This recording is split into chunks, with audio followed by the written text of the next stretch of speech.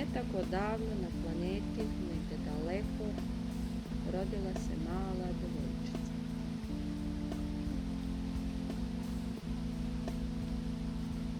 Rodila se u gradu stranih, čudnih ljudi, sa slomljenim srcima.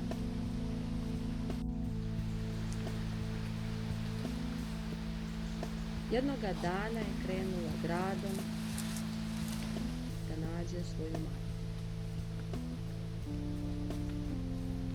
Tražila je i tražila, ali nije mogla da je nađe. Nije je bilo nigdje.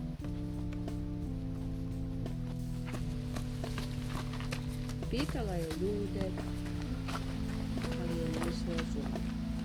Čemu ona to priča? I tako je stigla do šume. Šuma je bila zastrašujuća i mračna. Hodala je i hodala šumom dok se nije umorila. Legla je ispod jednog zelenog borovog stava da odmori svoje umorne noge. Zaklopila je svoje plave i umorne oči i zaspala.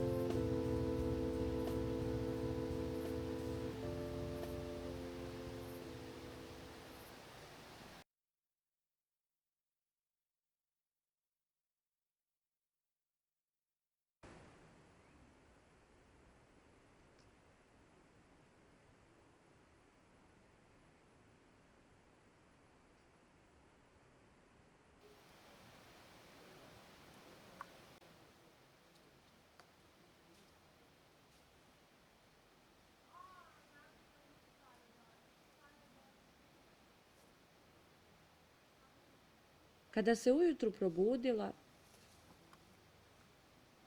čula je tihi cvrkut.